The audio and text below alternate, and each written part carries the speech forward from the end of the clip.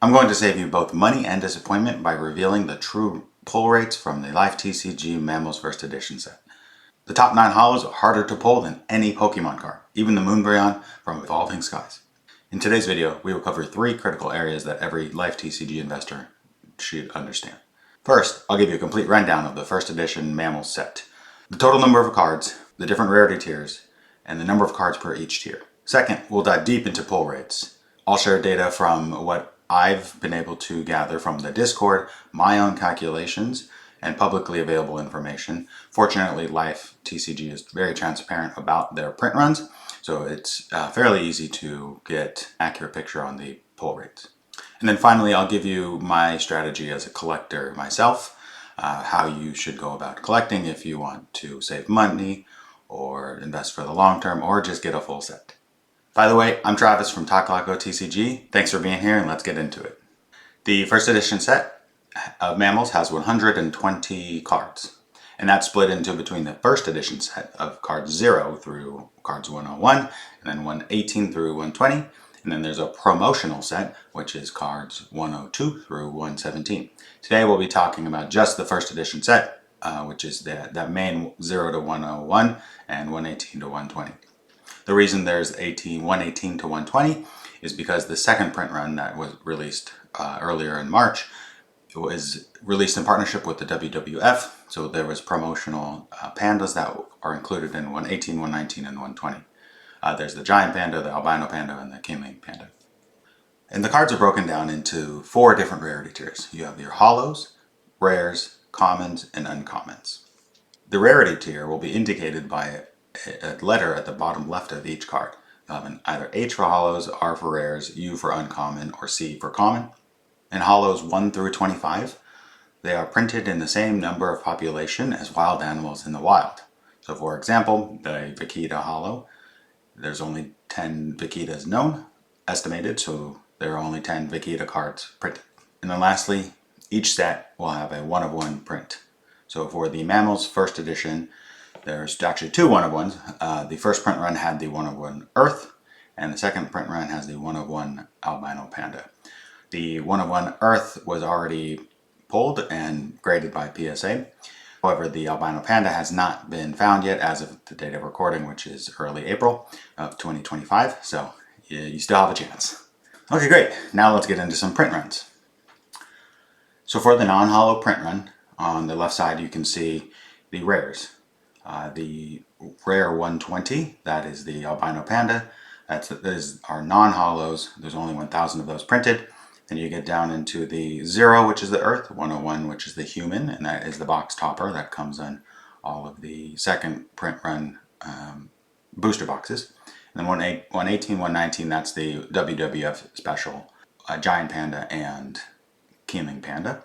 And then lastly, 1 through 25, those all have a print run of 4,320, which is actually lower than some of the hollows, and we'll get into that in a second. And then on the right side, you can see there's a lot of uncommons and commons printed. So before we get into pull rates, I should note that the booster packs, each pack you will get either a hollow or a rare. So you have 50-50 shot of a hollow or a rare. And in this first edition set, there are God packs, which are packs that contain 10 hollows, and those are only found in the gold booster box. Each booster box comes with a God pack, so therefore you will have the 10 hollows in the God pack plus a 50-50 shot on the rest of the packs.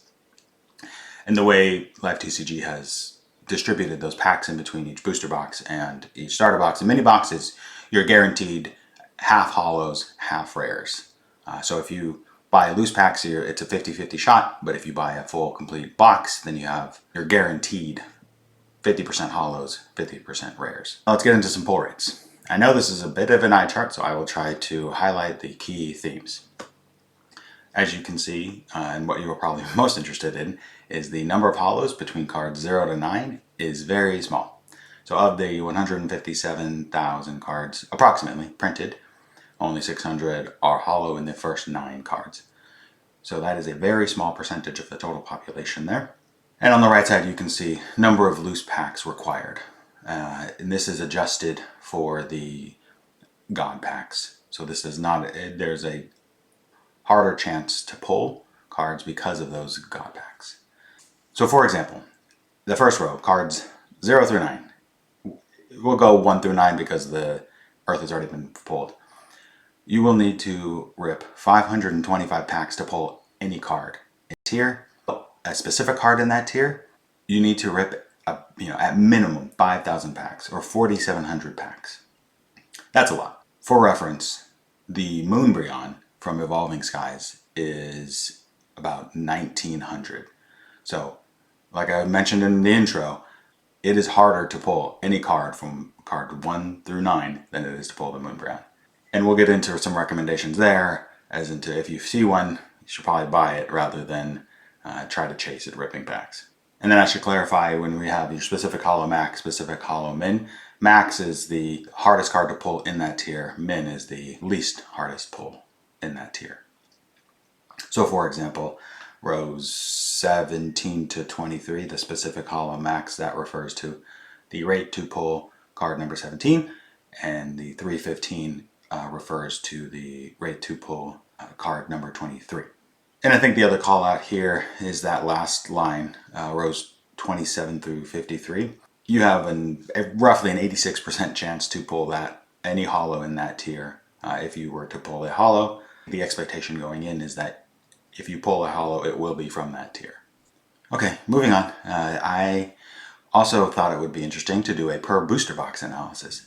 So because that booster box has the God pack and you will receive 27 holos per 36 packs in the booster box, thought it would be interesting to see how many booster boxes it would take to pull any card in these tiers. I think the call out here is that if you would like to pull any specific card from 10 to 16, so that second row, or 18 to 20, one of the rarer ones, but not the rarest, one of the rarer, or you would need to rip at least 5 full booster boxes. But then that's only to guarantee. I mean, I don't want to, it's statistically guarantee.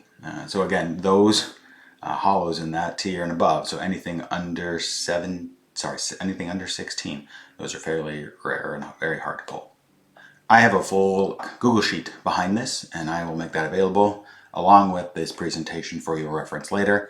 The link will be in the description. So before we get into my recommendations, I wanted to illustrate the pull rates. Pulled about, I don't know how many packs this is right here, and the majority of these are in that tier, that last tier, the 27 to 53 tier, and that just illustrates, I have a stack.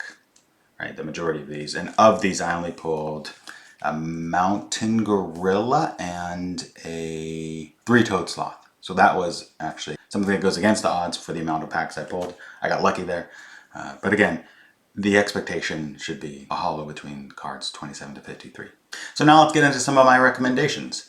Are you looking to rip packs? Then I think your best bet and best bang for a buck is get a booster box. Right, you will have 36 packs to rip at $115 right now on the website, LIFE TCG website, and you get the God pack in there. So you're guaranteed 27 holos and 18 rares. So that is a real good value. And if you're looking to complete a set, I would recommend aiming to get the rares for the 0 through 25, and then the holos for 26 through 53. Right, that way you can have a full set from 0 through 101 and 118 through 119. Are you looking to master set every single unique card with the exception of the one-of-ones? I wish you the best of luck. That will be a tall task because the South China Tiger and anything in that card 1 through 9 will be incredibly difficult to find. And if somebody does pull it, they may or may not want to sell it. But you should be ready as soon as one becomes available on eBay or some secondary market and jump on the buy. Additionally, come join us in the Discord. There's many people in there and the community is growing day by day. They have information about who has cards and who might be selling or trading. So that is another resource to help you obtain all your master set. Now, lastly, my personal collecting strategy is the one I mentioned about the complete set. I'm obtaining all of the rares from 0 to 25, and the human, and then the 3 rares from 118 to 120. All the holos from 26 through 53.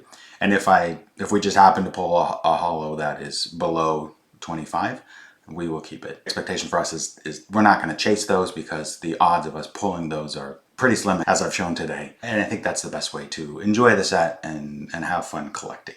So lastly, before we go, I want to do a giveaway for all my early followers. Right here I have a art pack, complete art pack of the tiger, lion, panda, and polar bear. I sell these on my eBay store, and I will be giving a complete set away. All you have to do, like, subscribe, and comment your favorite artwork out of this complete set. Comment your favorite one, and I will pick a winner in a week, and I'll send you one free of charge anywhere in the world. I hope you enjoyed today's video. In the next one, we'll be going through a review of the starter box. We'll open all 10 packs, and I'll provide my true and honest opinion about the starter box.